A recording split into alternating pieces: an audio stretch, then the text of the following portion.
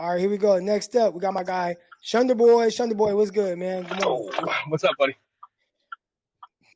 Okay, so I have a question for you. Mm-hmm. All right. I got my guy right here, Jesse from Last Second Sports. And Jesse says, I think the fact that they put up 30 with him, aka Purdy, being off shows just how important Christian McCaffrey truly is. Let's not forget that Christian McCaffrey is undefeated with a QB finishing games with Jimmy or Brock. So I think even as the starter and the quarterback finishing, because CMC did play against the Chiefs, but he wasn't the starter. 49ers lost that game. But outside of that, they've been winning every game with him. So do you have any thoughts on that? So there's a quote that Richard Sherman had back when he was on the Niners. And he basically it was, how long are you guys going to keep making excuses for why I'm good? And so that kind of seems to apply to Brock Purdy in a way. I don't think by any means that Brock Purdy has arrived. I don't think that he is a top 5, top 8, probably not even a top 10 quarterback. I'm not getting at that at all. My concern is that people are looking for reasons for why Brock Purdy's not the reason, instead of giving him credit that even in a bad game, he was still able to make enough plays to put points on the board. Brock Purdy's not an elite thrower. We know that. He missed deep balls. He's a little bit hit or miss outside the numbers, even though his anticipation is terrific outside the numbers. He's terrific situationally. He anticipates, and the offense operates really well with him in the game, much better than it has with any other quarterback. Yep. CMC is what CMC does is he allows Kyle Shanahan to manipulate defenses.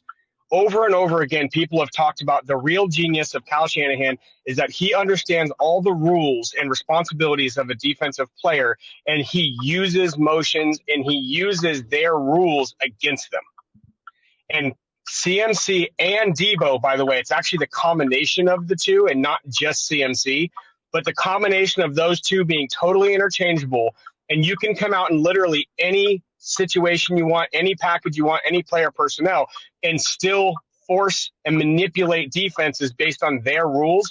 That's what really changes the game.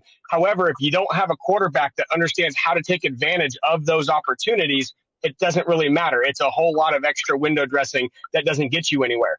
So, yes, CMC is the player that has unlocked Kyle Shanahan's offense.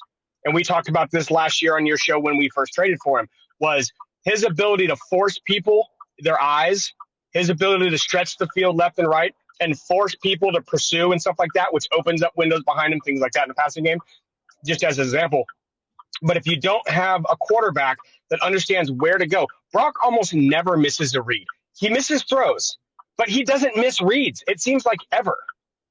And so it's important to understand that it's both things. It's CMC opening up things for the offense, but it's also Brock Purdy consistently taking advantage of those openings in the way that the other quarterbacks didn't. We've got to start giving this guy credit for playing tremendous situational football, for not making bad plays. Everybody talks about interceptions. Dirting a ball on a screenplay that's going nowhere is just as important as not throwing an interception. Right, not putting the ball in. Garoppolo, anybody that paid attention, Jimmy G, he threw an interception yesterday on the screen, which I was talking to my brother. I'm like, Jimmy might have had 2, because he had 2 interceptions yesterday. I was like, they might have been 2 of the more unfortunate interceptions for a quarterback. Like one, the lineman just made like this great swipe. Like he just kind of like somehow got his hand around. Like I don't even know where he came from. Tipped the ball in the air. Then the other guy picked it off. I'm like, damn, that sucks for Jimmy. Then the next one, like a linebacker jumped over his pass catcher to intercept the ball from like a running back in the flat. So I was like, then that sucks. But anyways, putting the ball in harm's way on the screen, we saw from Trey in preseason. I saw it from Jimmy yesterday. And then you talk about it, with Brock, whereas like dirting it is the right thing to do, which, we've seen him do that. And that's situational. Sometimes he'll hold it a bit longer because he knows if he can just give him a half a second for it to develop, and then he can throw it around the guy with a sidearm sling. And that's why, you say things like arm talent and special throwing ability. Throwing a ball hard is actually, that's not as special as the ability to deliver a ball accurately in a slot sideways. That's more uncommon than throwing a ball hard. There's plenty of people that can throw a ball hard. Can you throw a ball accurately with anticipation? That is far more rare in a quarterback. Yeah. So outside of that, what is that what you wanted to come on here? Because I know I presented the question for you. Yeah. But is that what you wanted to kind of like just discuss on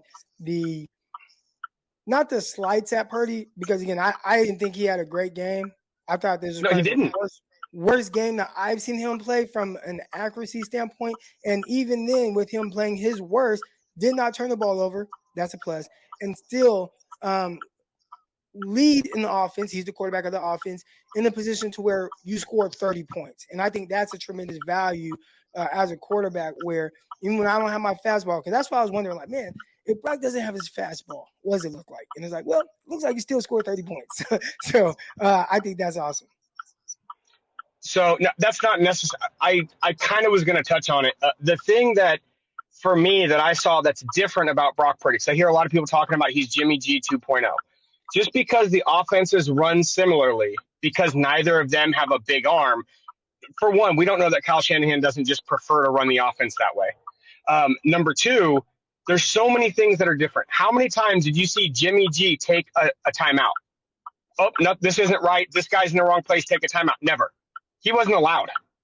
How often do you see Jimmy G snapping at guys? No, wrong side. Like his understanding of where guys are supposed to be, what they're trying to get done, his ability to process it and see it now is way above what Jimmy G was ever at. And can we please stop forgetting that he just played his 10th game? We are holding this guy to the standard of a long-term NFL veteran. We're comparing him to a guy that was a 6-year NFL veteran and learned under Tom Brady for 3 years. Can we please recognize that this guy does not play like a guy who hasn't even started 16 games yet? So I want to ask, who do you think is comparing him to? Because I think as at least on here and the way I hear people talking about him, because I haven't seen anybody say, well, he can't improve on this, he can't improve on that. I think people are just kind of taking it game by game. So I could be wrong. And again, sometimes I don't pay attention to what other people are saying. I haven't listened to any podcast on the game, so I don't know what they're saying either. But to me, it just feels like collecting data and on different situations that he hasn't been in because he is so youthful, right?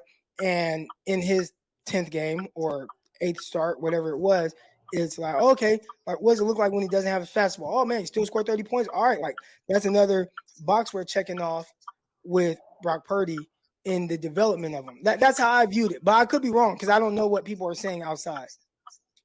So two things. The reference that I'm making there, a lot of people call him Jimmy G 2.0. Why are we comparing a first-year player to a 6-year veteran and acting like it's not? Why are we acting like it's not a big deal that he's already as good or better as a 6-year veteran who took a team to a Super Bowl? I'll say this. That's ridiculous. I'll say this. I think that comes from they do win in a very similar way. And when I say win, I'm not talking about win the game. I'm just saying win the rep. Now, of course, one I think, and this might be the different way or whatever. If Kyle was explaining to you, I feel like Brock does it with more spacing.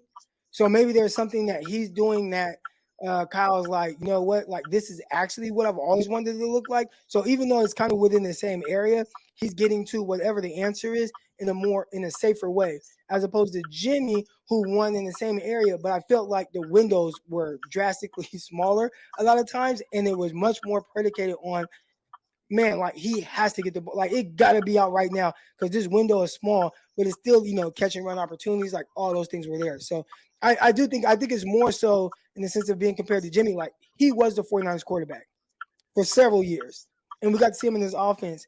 And I think it looks similar, even though it feels a little different. Pause. You know what I'm saying? So I think that's what people are kind of comparing to. It's not in the sense of play style, they aren't drastically different. So they are. And here's why. Number one, the reason that those things are so open is because of how well Brock Purdy uses his eyes to manipulate defenders.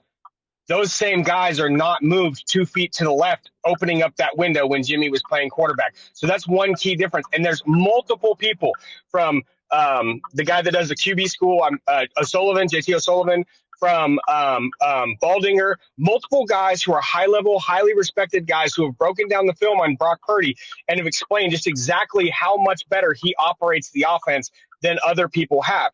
Everybody says it looks the same. Maybe that's because that's how Kyle Shanahan wants the offense to run. As far as checking boxes go, that's all Brock Purdy's been doing. When he came out in the first one, they zero blitzed him. Can he keep his poise? Is the game too big for him? Check that box. Next game is okay, but now he has to go against Tom Brady. Check that box. Well, can he do it on the road? Check that box. I see stuff coming back up like this last week. They're like, well, what happens when he gets down 10? Is he going to be able to do it? What happened? People forget the Raiders game last year, right? So he's already checked boxes that people are now recycling because he's checked every box they put in front of him. When are we going to accept, hey, this guy's a good quarterback. He's a limited quarterback from a physical standpoint, but there's ways to win games and play at a high level without a cannon of an arm. And I think that Jimmy Garoppolo showed that as well, right? Like Yeah, Jimmy won absolutely. 70% of his games with the 49ers. We're what was the thing? Exactly. Though? All the things that you just said. Well, Jimmy didn't have a rocket arm. Like how he's showing, he was efficient. He was top 5 in a lot of statistical categories in the NFL. Like 2019, like he was near the top of the league in most of those categories, right? So this isn't. I've never thought that saying Brock is Jimmy 2.0. I never looked at it as a bad thing because more times than not, when Jimmy was a quarterback, like you were winning games, you were winning a lot of games. I do think that if we could say Brock is taking it a step up and maybe there's these slight differences, but have bigger outcomes and maybe less like scary moments, I'll give you that. And maybe that alone kind of leads to the consistency of nearing or having 30 points per game. But when somebody says he's Jimmy 2.0, maybe they take it as a slight. I don't. Like, you know what I'm saying? So maybe that's where there's the disconnect. Because I think being Jimmy 2.0, a lot of people do. And that's not. I agree with you. That's not. But there's a lot of people. There's a lot of people though that do view him being Jimmy 2.0 as a bad thing, as it's just another Jimmy, and so on and so forth. And the defense of him comes from for you, but for me, when I saw like Jimmy 2.0, I'm like, okay, like that's cool. Like Jimmy is nice. Like, you know what I'm saying? But I'm gonna get to the next caller though. We're gonna talk about this tomorrow some more.